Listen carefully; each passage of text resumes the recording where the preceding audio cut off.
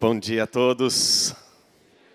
Muito feliz de retornar aqui e meditar sobre as Escrituras. Quero convidar você a abrir a sua Bíblia em Romanos. Romanos capítulo 11. Nós vamos trabalhar o limiar, a fronteira dessa epístola, em duas partes. A primeira parte agora, que é o encerramento da primeira jornada de Paulo. E à tarde, a gente vai trabalhar a segunda parte, o início da segunda jornada de Paulo em Romanos. Estamos na fronteira. Estamos, portanto, no limiar do Evangelho de Romanos, capítulo 11. E eu quero convidá-los à leitura dos versículos 33 a 36. Diz assim a palavra de Deus: Ó profundidade da riqueza, tanto da sabedoria como do conhecimento de Deus! Quão inexplicáveis são os teus juízos! E quão insondáveis são os teus caminhos! Pois quem conheceu a mente do Senhor? Quem foi seu conselheiro? Quem primeiro deu alguma coisa a Deus, para que isso lhe seja restituído? Porque dele, por meio dele e para ele, são todas as coisas. A Ele seja glória para sempre. Amém. Oremos. Senhor Deus, fale ao nosso coração com Tua palavra. O Senhor nos curou a cegueira, mas ainda assim a gente precisa das luzes. O cego, para que serve a luz? O Senhor nos curou a cegueira, mas o Senhor não tirou da gente a dependência da luz. E é o Teu Espírito, a luz, que ilumina a nossa mente, para entender o que a Tua palavra nos diz. Que o Teu Espírito Santo ilumine a nossa mente, e a gente veja, saboreie e se deleite com a Tua palavra. Assim oramos, no nome santo de Jesus. Amém.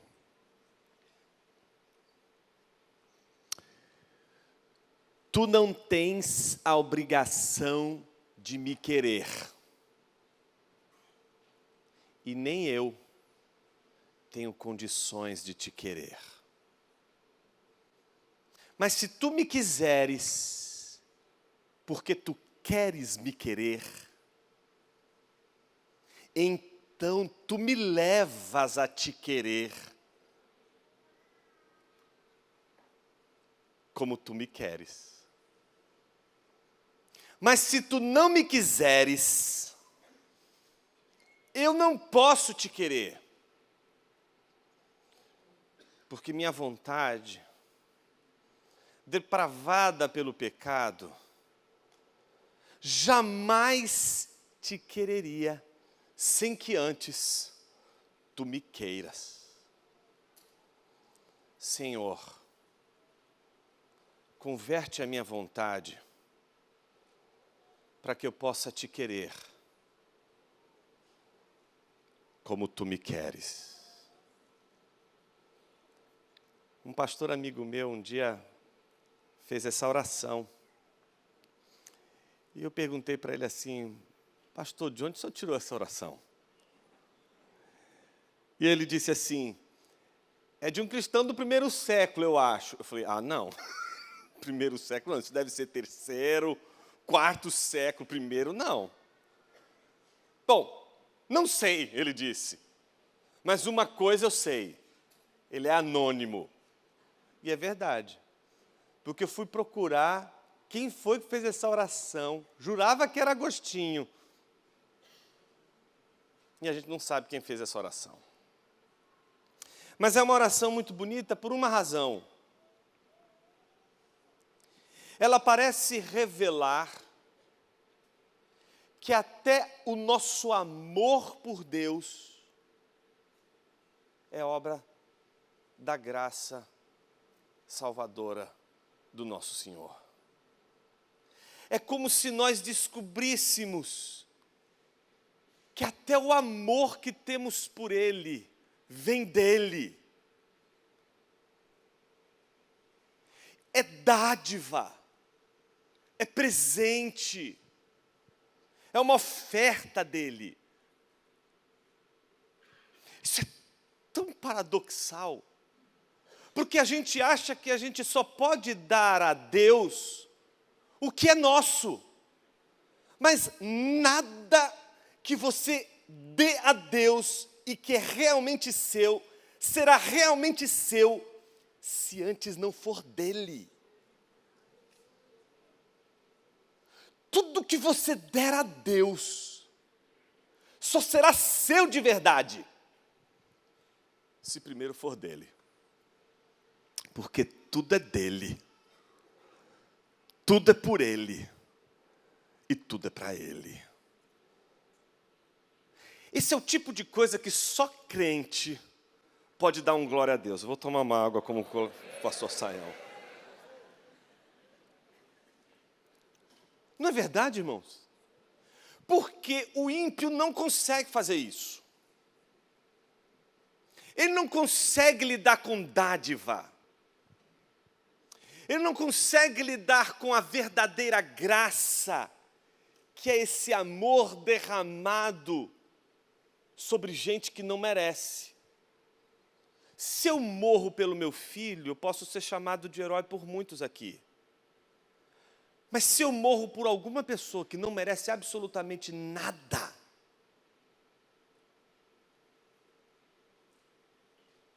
isso não parece me tornar tão herói como eu poderia ser. E o maravilhoso da obra de Jesus é que Ele é o herói que não morreu por pessoas que valem a pena.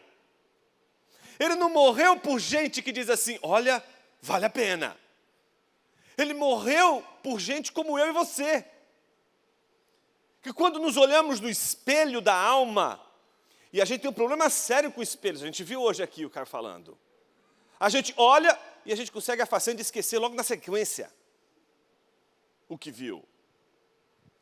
Nós, quando enxergamos quem nós realmente somos, nós sabemos quão enganosos nós somos, e ninguém consegue fazer isso sem a palavra. Sem a Escritura, ninguém chega no profundo do seu coração. Você nunca vai enxergar seu coração se você não estiver diante da palavra. A palavra é o espelho do teu coração. E você nunca se viu a não ser por um espelho. As pessoas te veem face a face, mas você não se vê face a face. Você nunca se viu face a face. Porque para se ver face a face, você teria que ser como qualquer outra pessoa que está aqui nesse lugar, que pode te ver face a face. Você se viu sempre por um espelho. A sua alma, o seu coração só pode ser visto por espelho. E o único espelho que pode refletir o que o seu coração é a palavra. Jonas, por que você está dizendo tudo isso? Porque Paulo, quando escreve aos Romanos, a igreja em Roma, toda a primeira parte que vai de Romanos 1,16 até Romanos 11,36, que é o texto que nós acabamos de ler, Paulo oferece uma das reflexões sobre o Evangelho mais profundas que você poderia encontrar neste mundo. Toda a explicação, toda a exposição que Paulo vai fazer do Evangelho é centrada em um único tema. O tema que funda o Evangelho. O tema que faz o Evangelho atravessar seu coração e fazer você hoje mesmo enxergando o coração que é o seu coração, olhar para Jesus com amor. Sabe por quê? O fundamento do Evangelho é um só. Deus nos deu. Deus é doador. Deus nos dá. Deus não nos vende. Deus não nos cobra algo. Deus não nos pede algo. Deus, Ele nos dá. E essa é a notícia do Evangelho. Toda essa notícia do Evangelho, ela só pode ser uma boa notícia se, em primeiro lugar, vier a má notícia. E por isso a gente só consegue entender o trecho que nós acabamos de ler, se em primeiro lugar soubermos a má notícia que Paulo apresenta logo no início da sua jornada com os romanos, com a igreja romana, quando ele vai dizer o que é o coração sem o amor, sem a dádiva, sem as misericórdias, sem o perdão, sem a atuação poderosa do Senhor. É um coração entregue às suas paixões. É um corpo de morte, que vive sobre a sombra da morte. É um corpo entregue às suas paixões de uma tal maneira que não há luta. É o corpo de homens que não lutam. Eles estão entregues às suas paixões. Eles não conseguem lutar contra elas. Eles não conseguem se opor contra elas. Eles não conseguem batalhar contra elas, porque eles estão entregues a elas. Eles são entregues às suas paixões. E eles estão tão entregues às suas paixões, que as suas paixões estão a eles unidas de uma tal forma que eles não mais as vê como suas inimigas. As suas paixões são as senhoras do seu coração, são os amores do seu coração, são os amores que escravizaram o seu coração. Ele não luta contra essas paixões, ele está entregue a essas paixões. São como um batalhão de Pinóquios. Pinóquio, você já ouviu falar do Pinóquio, né? Vou assustar você agora, porque talvez você, como eu, cresceu com o imaginário do Pinóquio, o filme da Disney da década de 40, e que vai atravessando o nosso imaginário. Lembra dos personagens importantes? Fígaro, o gatinho, Gepeto, o pai, não é isso? Pinóquio, que é aquela marionete que sonha em ser um menino de carne e osso, não é? E o famoso grilo falante. Apresentam para a gente um Pinóquio que não é o Pinóquio que Carlo Collodi, que é o autor, que é quem escreveu, nos entregou. Você comprou um Pinóquio que não é o Pinóquio do autor. O seu Pinóquio, o Pinóquio que eu aprendi desde pequeno, por isso que eu falei para você, eu vou frustrar você hoje com o seu Pinóquio. O meu e o seu Pinóquio, aquele Pinóquio que a gente viveu a vida aprendendo, é um Pinóquio que peca, é um pecador ingênuo, inocente. Você fica olhando para ele, parece que ele é um bobinho que vai cedendo-se às paixões. E, puxa vida, que pena, ele é um menino bom, mas ele é desorientado. E é por isso que ele precisa do grilo falante. O grilo falante ali é aquele que vai o tempo todo ser a consciência dele, dizendo, não faça isso, não faça isso, não faça isso, não é verdade? Se um dia você tiver a oportunidade de ler esse livro que foi escrito em 1883, você vai se assombrar, porque essa não é a história do Pinóquio. O Pinóquio desse escritor italiano é um miserável que não tem absolutamente nada de ingênuo. O seu grilo falante, que você vê o tempo todo acompanhando ele, só aparece uma vez. que é justamente quando ele vai dizer o seguinte: o que foi que você fez? Por quê? O que o Pinóquio tinha feito? O Pinóquio, ele saiu em disparada, aprontou tanta coisa, é um miserável que só pensa nele mesmo, só pensa nas coisas dele, só quer fazer aquilo que lhe apraz. E aí o que acontece? Quando a polícia prende ele consegue com ardilosidade virar o jogo de uma tal maneira que a polícia leva preso Gepeto, que é o pai dele. Ele fica feliz da vida e dá linha.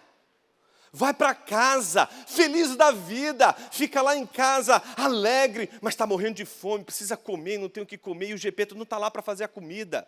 É aí que aparece o grilo falante. Quando aparece o grilo falante, coitado, ele vai dizer: você não acha que isso é errado? Ele fala assim: para de me encher, você não passa de uma criança mal educada, por isso que você é apenas uma marionete. Ele pega um martelo, joga e mata o grilo falante, ele morre.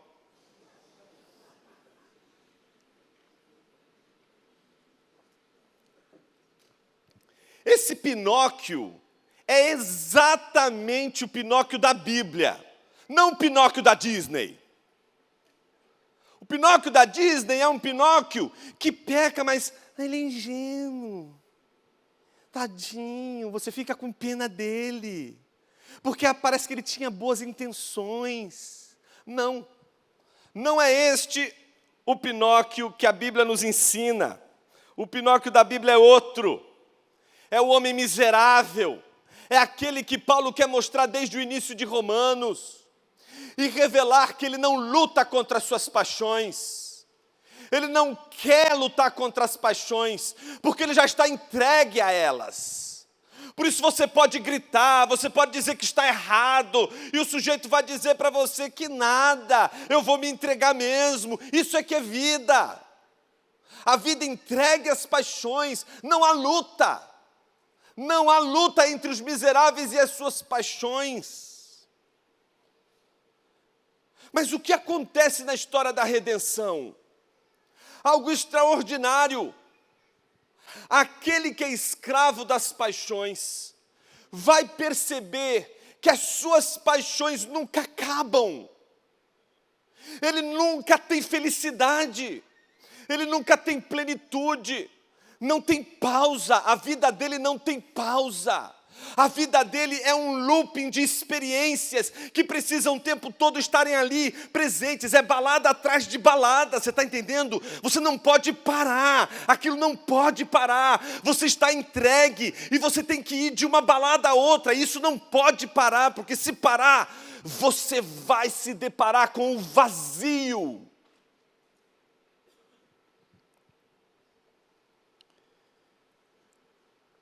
É tão interessante quando a gente analisa a história da nossa cultura. E um filósofo chamado Lipovetsky diz que a nossa geração é uma geração da leveza. O que significa que nós somos a geração da leveza? Significa que nós abandonamos todo o peso. Tudo que é pesado, o peso da tradição, o peso daqueles valores supremos, aquilo que faz uma pessoa dar a sua vida por algo de valor, sabe, esse tipo de coisa. A gente trocou por experiências rápidas, ligeiras, leves, compromissos leves. Isso vai desde casamento, desde criação de filhos, relação que você pode ter entre amigos, relação com igreja, relação com ministério, a relação com Deus. Todas essas relações são leves, leves no sentido negativo, porque não suportamos mais o peso, a densidade do peso. Nós queremos leveza, queremos rapidez, queremos as coisas fluindo rapidamente, nada de densidade. Tudo tem que ser muito rápido, por isso casamentos são rápidos. A gente não suporta a densidade de um relacionamento de longo prazo. A gente não suporta mais a densidade do tempo, a densidade do compromisso com uma igreja, a densidade do compromisso com a palavra, a densidade do compromisso com Deus. Queremos nos livrar das responsabilidades. Somos os Pinóquios, não da Disney. Estes Pinóquios de Paulo, estes que estão entregues às suas paixões, que querem leveza atrás de leveza. No entanto, quando o Evangelho chega, ele vira do avesso os nossos valores. E não suportamos mais uma vida sem raízes. Não suportamos mais uma vida sem riqueza espiritual, sem sabedoria do alto, não a sabedoria dos homens, não a sabedoria enciclopédica, mas a sabedoria de Deus, aquela que vem do alto, como diz Tiago. Quando o Evangelho chega até nós como dádiva, nós somos libertos desse looping de paixões que vão nos arrastando de paixão em paixão, porque queremos ser felizes de alguma forma.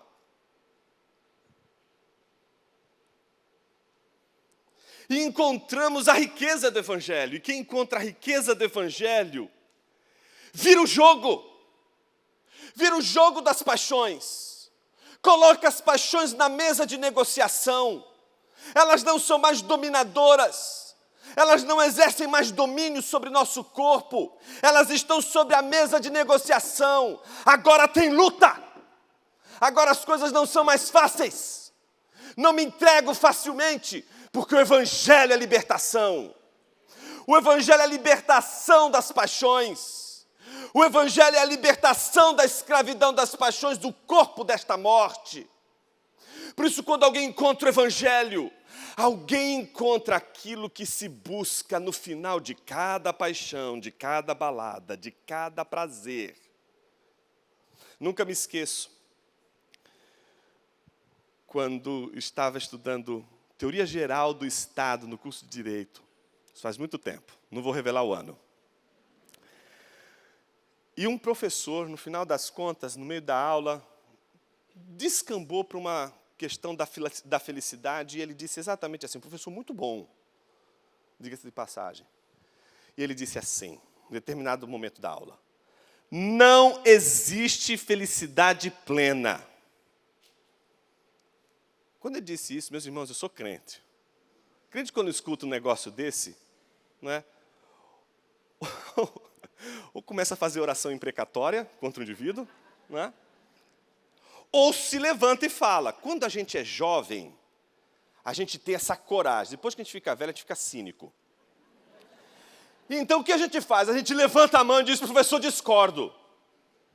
E na faculdade de Direito, em geral, os professores dizem, dê o seu argumento, doutor. E é nessa hora, meus irmãos, que a gente se pergunta, por que eu não fiquei quieto? Então, a gente vai no impulso e diz, eu discordo, professor. Ele diz, dê seus argumentos. E o único argumento que eu encontrei, meus irmãos, foi esse. Porque eu sou uma pessoa plenamente feliz, professor. E dei risada, de nervoso. A turma inteira começou a rir.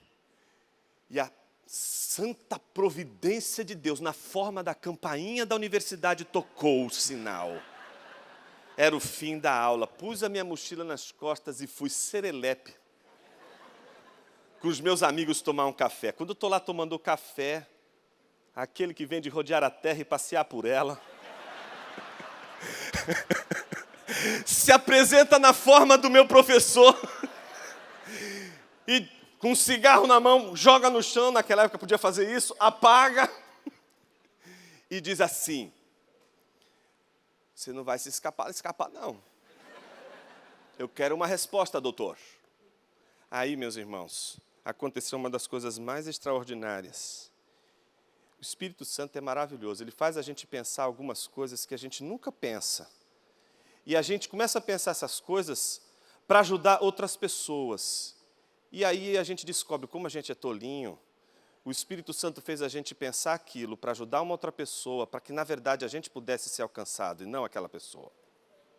Essa é a maneira do Espírito trabalhar. Se você quer ser usado por Deus, meu irmão, Ele vai cutucar você também, fique tranquilo. Ninguém passa, não é, a largo com o agir e o tratar de Deus. Então, naquela hora me veio uma ideia, meus irmãos, que até hoje me perturba. Ela é até hoje o critério das minhas orações. Me apavora a ideia disso ser invertido. Eu vou explicar o porquê. Ele, no momento que ele sentou à mesa e eu estava com ele, eu disse assim, professor, sabe qual é a diferença entre nós dois? É que o senhor é uma pessoa plenamente infeliz, com momentos, instantes de felicidade. São instantes. eles passam. Eu sou uma pessoa plenamente feliz. E eu tenho momentos de vazio. Eu tenho momentos de insegurança. Eu tenho momentos de tristeza. Eles passam.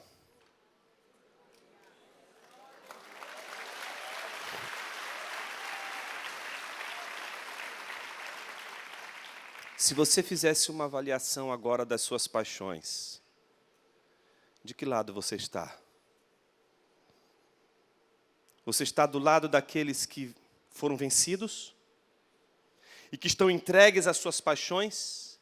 E que por isso são plenamente infelizes e tentam a cada looping de felicidade, de entrega de paixões, ser feliz sem conseguir?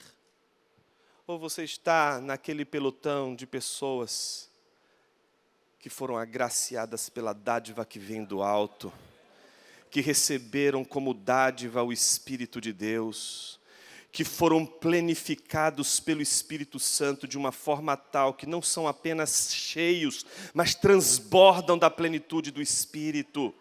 E que por isso, apesar de terem momentos de tristeza, de insegurança, de incerteza, de temor, de dúvidas, de desconfiança, de tristeza, ainda assim não são dominados, porque lutam contra a tristeza, lutam contra a insegurança, lutam contra a dúvida e vencem a dúvida e a insegurança, porque lutam. Mortos não lutam. Mortos não lutam. Mortos não lutam. Os mortos estão entregues. O corpo desta morte está entregue às suas paixões. Então Paulo vai oferecer para aquela igreja, não é aquela mensagem que eles querem ouvir. Vai entregar para aquela igreja o que aquela igreja precisa ouvir. Não o que ela quer ouvir, o que ela precisa ouvir. E para fazer isso, Paulo precisa conduzir essa igreja para a profundidade. Ele tem que pegar aquela igreja, rasa como um pires, e fazer aquela igreja o seguinte: agora você vai criar raízes. Sabe que criar raízes é mudar completamente a sua maneira de viver. É tornar você não apenas alguém que um dia foi escravo, mas alguém que deixou de ser escravo e agora tem as armas nas suas mãos. Está apto e tem como lutar. Pode lutar e deve lutar.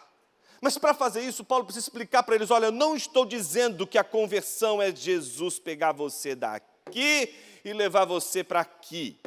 Quando Paulo diz em Colossenses que ele transportou de um lugar para outro, ele está dizendo que tirou de raízes daqui e plantou com raízes aqui. Não é só mudar de lugar, não é só te tirar das trevas, é tirar a densidade que você botou nas trevas. Você foi denso nas paixões. Você foi denso na visão de mundo anticristã. Você foi denso na carnalidade. Você foi profundo na inimizade com Deus. Você foi denso no seu amor próprio. Você foi denso no amor das suas coisas. Você foi denso no amor das suas próprias paixões.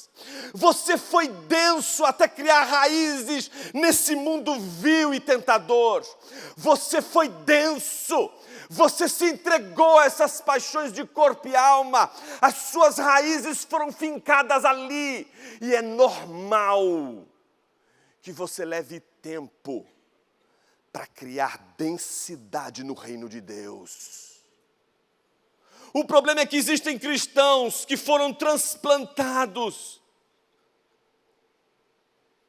e não querem densidade,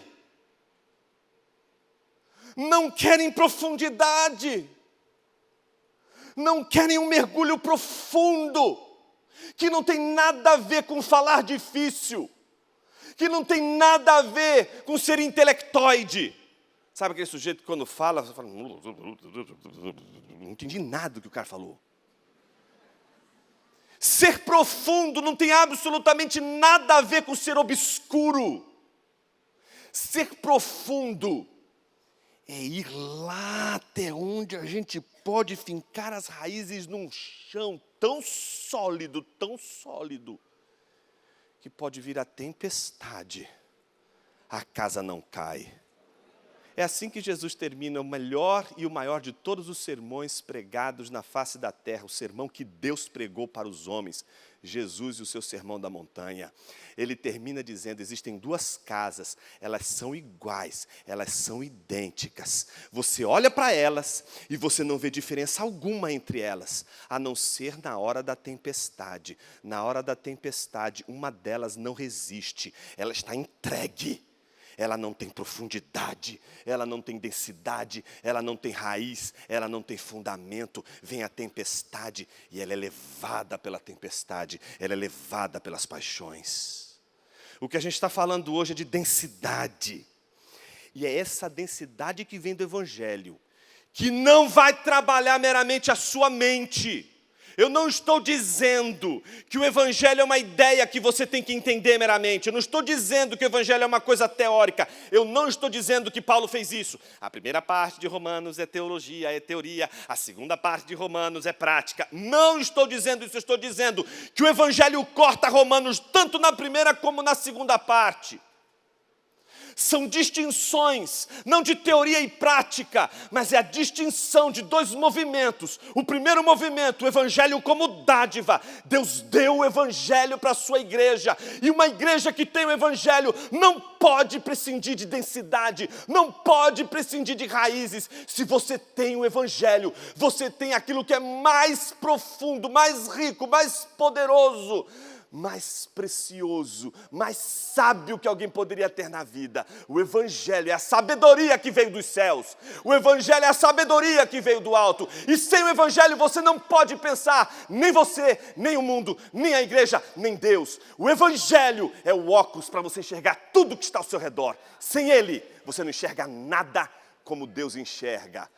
Com ele, você enxerga o mundo, os homens e você como Deus enxerga. Você quer saber o que Deus pensa de você? É o Evangelho que vai te dizer isso. Você quer saber o que Cristo pensa da igreja? É o Evangelho que vai dizer isso. Você quer saber o que Jesus pensa do mundo? É o Evangelho que vai dizer para você o que Jesus pensa do mundo. Você quer saber o que Jesus pensa sobre as artes? É o Evangelho que vai dizer para você o que Jesus Cristo pensa sobre as artes. O Evangelho não é optativo. Não é assim, eu posso conhecer o Evangelho e posso não conhecer o Evangelho. Se você não conhece o Evangelho, você é filho do diabo, ponto. Não tem escapatória. Ou você é filho de Deus, ou você é filho das trevas. Ou você tem o Evangelho que é dádiva de Deus, ou você sucumbe nas paixões. Não tem o terceiro caminho. Eu não estou falando de um falso dilema. Eu estou dizendo o dilema. E o dilema da vida só permite dois caminhos. Ou o caminho das trevas, ou o caminho de Cristo.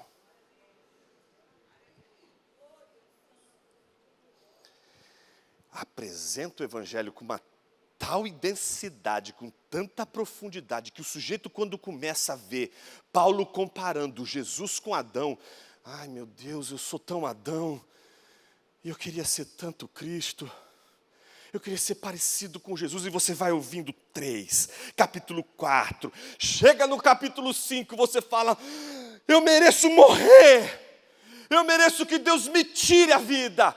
E ele diz, justificados, pois mediante a fé temos paz com Deus. A ira de Deus foi aplacada.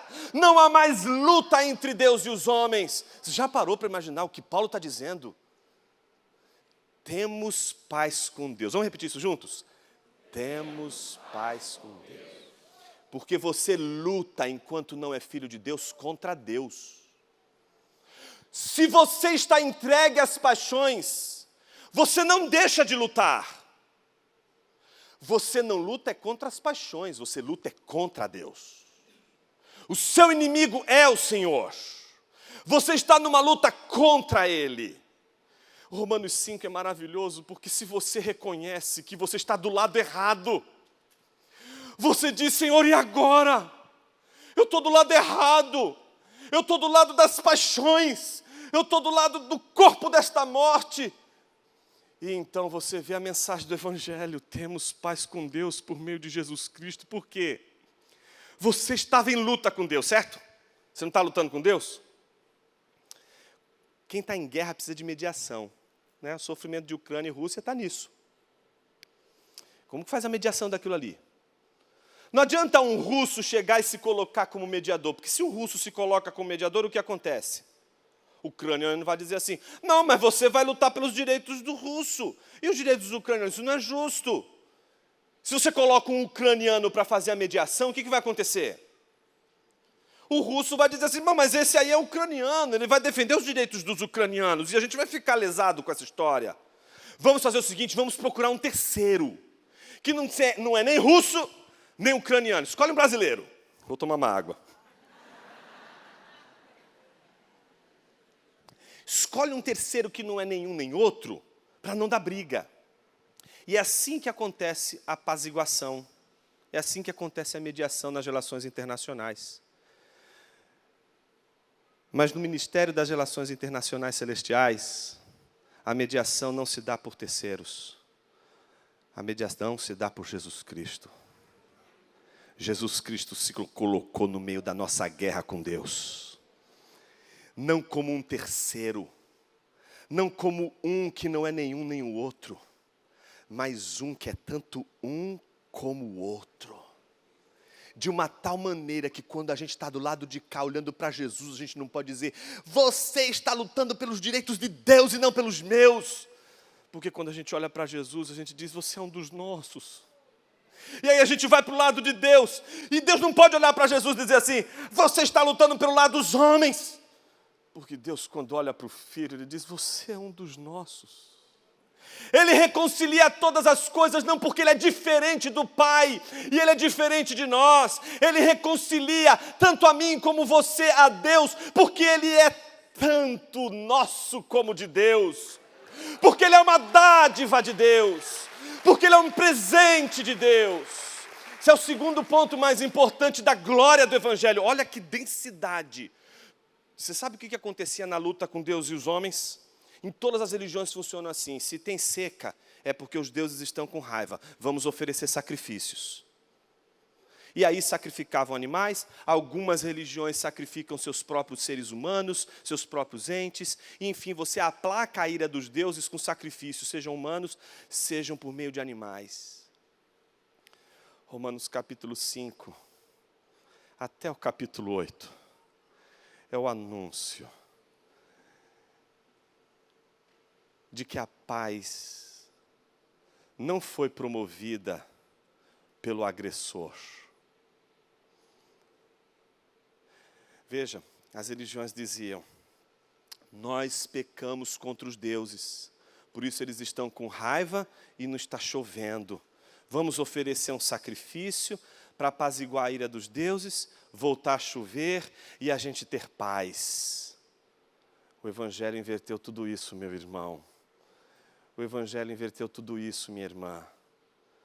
O Evangelho não é a história de como ofensores corrigem o caminho e alcançam paz.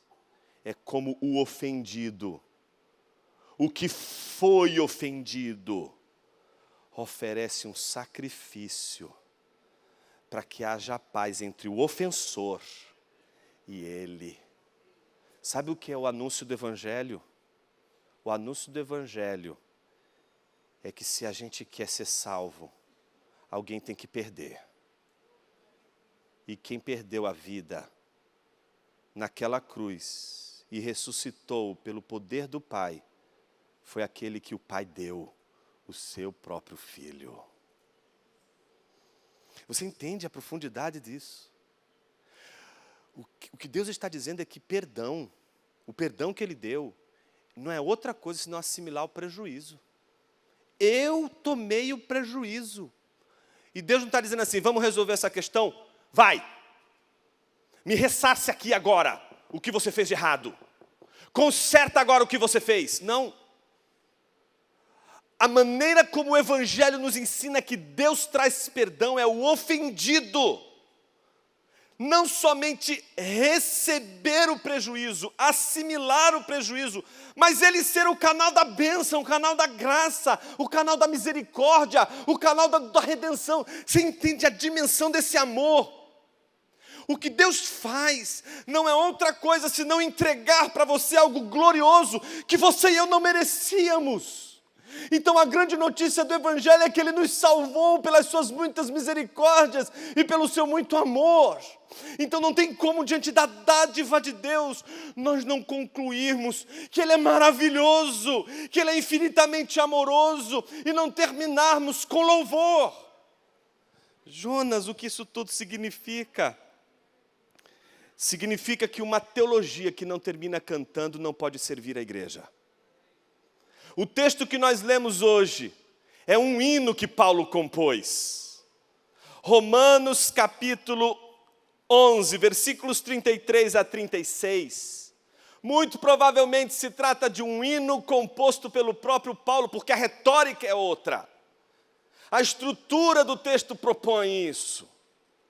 E é belo demais perceber que depois de uma exposição tão profunda do Evangelho, a conclusão do apóstolo é um hino, é culto, uma teologia que não termina adorando, uma teologia que não termina cultuando. Ela não pode servir à igreja, ela não pode servir ao Senhor, ela não pode trazer mais glória a Jesus. Se nossas teologias, elas não podem fazer o povo de Deus adorar ainda mais o Senhor, elas não nos servem para absolutamente nada daquilo que diz respeito à sabedoria que vem do alto. Ela pode alimentar as nossas curiosidades bíblicas, ela pode alimentar as nossas curiosidades as mais infindas, mas ela não alimenta a alma. Paulo termina a exposição do Evangelho sem palavras, meus irmãos. Ele não consegue mais falar, ele só consegue cantar. E ele canta um hino em 3 estrofes. Primeiro estrofe, versículos 33a e 33, versículo 33a e parte B. Observe a parte A. Veja como ele começa. Ó profundidade da riqueza. A riqueza aqui que Paulo está se referindo é toda essa bondade, toda essa dádiva que Deus deu a homens pecadores e que, reconhecendo o seu pecado, agora são resgatados dos domínios das trevas e agora não são mais dominados pelo pecado, porque o pecado não tem mais domínio sobre eles e agora eles estão vivendo debaixo da graça, e debaixo da graça de Deus agora eles podem adorar. Então é dessa misericórdia, é dessa bondade que a riqueza de Paulo está aqui apontando. É aquilo que o Antigo Testamento chama de Hesed, aquilo que o Antigo Testamento chama de misericórdia do Senhor, dádiva do Senhor, graça do Senhor. Não é a riqueza dos homens, é a riqueza de Deus. Ó profundidade da riqueza, tanto da sabedoria como do conhecimento de Deus. Sabedoria aqui, veja, é a sabedoria dos livros sapienciais da Bíblia. Não vai para Aristóteles e Platão aqui não. Aqui não tem nada a ver com Platão e Aristóteles. Aqui tem a ver com Jó. Jó é um livro sapiencial. É ali que está a sabedoria bíblica. Provérbios. Isso aqui tem a ver com Provérbios. Tem a ver com a epístola sapiencial do Novo Testamento. Isso mesmo, Tiago, como a gente ouviu agora há pouco. É uma epístola sapiencial, carregada de sabedoria. Por isso que Tiago faz menção do começo ao fim da epístola e explicitamente menciona Jó em seu texto, porque se trata de uma epístola de sabedoria. Ó profundidade da riqueza, tanto da sabedoria, sabedoria que é prática, sabedoria que é para a vida, sabedoria que vai lidar com as suas paixões, sabedoria que vai saber colocar você exatamente diante do limiar das questões mais profundas da sua vida e fazer você escolher, não as paixões, mas a vontade de Deus. Querer o que Deus quer, não querer o que você quer. Então Paulo começa dizendo isso e termina: ó profundidade da riqueza, tanto da sabedoria quanto do conhecimento de Deus. Gente, esse conhecimento de Deus aqui não é o seu não, tá? Porque o seu conhecimento é parco, é pobre, é igual o meu. Não vale nada perto do conhecimento de Deus. Ele está aqui, Paulo aqui está se inebriando do conhecimento de Deus. Ele está admirado com o fato de que, como o Senhor é conhecedor de tudo à minha volta e de mim mesmo, de uma tal forma que eu me ignoro completamente diante do conhecimento que tu tens de mim. Eu assombro diante de um ser que conhece você mais do que você mesmo, que não apenas sabe o que você pensa, mas sabe o que você gostaria de saber e não sabe, os motivos do porquê você pensa o que pensa.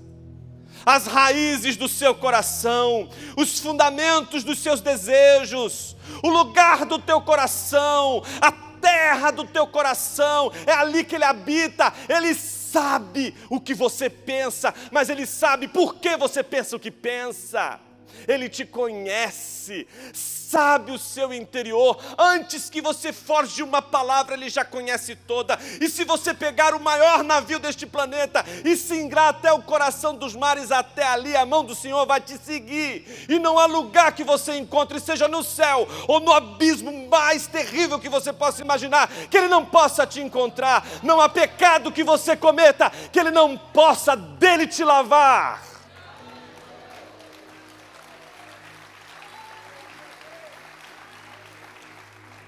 Essa sabedoria, esse conhecimento que causa em nós constrangimento e faz a gente cantar. Como eu poderia dizer que eu sabia alguma coisa do Evangelho? Como eu posso dizer? Sou um especialista em Deus, sou teólogo. Acabei de fazer minha matrícula na Uniatitude, agora vocês me segurem. Não, meus irmãos, a gente já entra derrotado. Senhor, eu não sei nada, me ajuda. E Ele vai dizer, filho, essa escola é a escola que você vai mais aprender que não sabe. Essa é a sua maior lição. Você vai aprender que diante da grandeza do universo, a gente é sempre deste tamaninho. Por isso que quando a gente adora, a gente só consegue concluir quão inexplicáveis são os teus juízos. Como eu posso explicar os teus juízos? Veja o paralelismo, isso aqui acontece nos Salmos. É um paralelismo sinonímico. O que isso significa? Duas frases que têm o mesmo sentido, mas que dizem de maneiras diferentes o mesmo ensino. Veja, quão inexplicáveis são os teus juízos, quão insondáveis são os teus caminhos, os seus métodos. Como é insondável a maneira de Deus agir com a gente. Como Deus lida com a nossa dúvida. Deixa a gente curtir uma semana a dúvida. Fica lá uma semana. Senhor, não é possível, Ele não pode ter ressuscitado. Se eu não vir as chagas, eu não vou crer. Mas será que é Ele? Os discípulos viram, algumas mulheres viram, mas será que Ele? Não, se eu não vir, eu não vou crer. Depois de uma semana aparece Jesus, vai direto no homem, não vai com a zorrague na mão. Ah, seu crente sem vergonha, você vai ouvir agora. E pá, pá, pá, pá, pá. Já vai com as chagas diante dele. E é tão maravilhoso porque, sabe o grande mistério, meus irmãos? Eu sempre me pergunto isso. Quando eu leio os evangelhos, por que eles não adoraram Jesus antes? Por que eles não disseram, Tu és meu Deus? E é tão bonito quando a gente vê o evangelho de João, que é o evangelho que conta a história de Tomé, que mostra que Jesus abre o seu ministério, fazendo um milagre, que Ele poderia ter feito no deserto e não fez, como por exemplo, transformar pedra em pão. E olha, eu fui uma vez com o Saião lá para Israel e tem uns pedaços de pedra ali que parece até um pão francês. Você olha assim e você fala, dá para ser tentado aqui. Ele não quis transformar pedra em pão, mas no casamento Ele transformou água em vinho. Porque não era para Ele. Não era para Ele comer. Era para aquelas pessoas beberem. Jesus não vai fazer algo para Ele mesmo. Jesus é pura dádiva. Ele vai entregar. Ele vai dar. E Ele faz isso no início. Transformando no início água em vinho. E no final, transformando as dúvidas de um discípulo medroso, acovardado diante da insegurança, em culto. Porque pela primeira vez, um discípulo de Jesus adora Ele, em carne e osso, dizendo, Tu és meu Senhor e meu Deus. Pela primeira vez, um discípulo chama Jesus de Deus. Segunda estrofe do hino. Pois quem conheceu a mente do Senhor? Ou quem foi seu conselheiro? Paulo está mostrando aqui uma passagem de Isaías capítulo 40, versículo 13, que diz: quem na concha de sua mão mediu as águas e tomou a medida dos céus a palmos? Quem recolheu o pó da terra na terça parte de uma vasilha e pesou os montes e as colinas numa balança? Quem guiou o Espírito do Senhor? Ou como seu conselheiro o ensinou? Com quem ele se aconselhou para que se lhe desse compreensão? Quem lhe ensinou a vereda da justiça? Ou quem lhe ensinou a sabedoria? Quem lhe mostrou o caminho do entendimento? A Bíblia está mostrando, meus amados irmãos, uma coisa maravilhosa. Os escritores da Bíblia liam a Bíblia.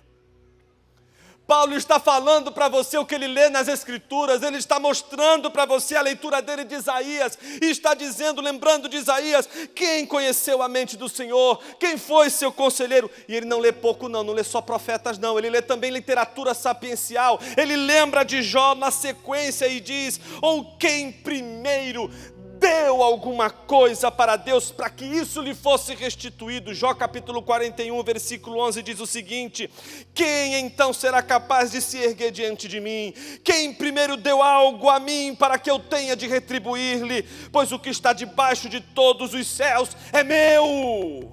Quem pode dar alguma coisa ao Senhor sem que antes Deus não o tenha dado, se tudo é dele? Paulo está lembrando que tudo é dádiva. E só aqueles que foram alcançados pelo Evangelho descobrem a dádiva. Quem primeiro deu alguma coisa a Deus? É Deus quem nos deu, meus irmãos. Por isso que a gente não tem que dizer: Senhor, eu achava que era meu, e por isso a minha esposa não é minha. Ela só vai ser minha esposa se em primeiro lugar ela for sua. Ela não é minha enquanto ela não for toda sua. É porque ela é sua, realmente sua, que ela é minha. Meus filhos são meus, minha casa é minha, minha igreja é minha, porque é tudo dele, tudo por meio dele e tudo para ele. É assim que termina o hino. Não poderia terminar de outra forma senão ele dizendo: porque dele, vamos repetir juntos, porque dele, por meio dele, para ele são todas as coisas. Louvado seja o nome do Senhor. Louvado seja o nome do Senhor. Ele é o doador. Ele é o doador. Então a primeira parte da nossa jornada termina assim, aprendendo de Romanos 1,16 até Romanos 11,36, que o Evangelho não é outra coisa, tirar a gente das paixões e levar a gente para o limiar da vida espiritual mais profunda que alguém pode ter na terra. Descobrir que não é só o Evangelho, tudo é dádiva. Deus nos deu tudo. E agora, o que devemos fazer? Essas são as cenas dos próximos capítulos da nossa novela. Vamos orar.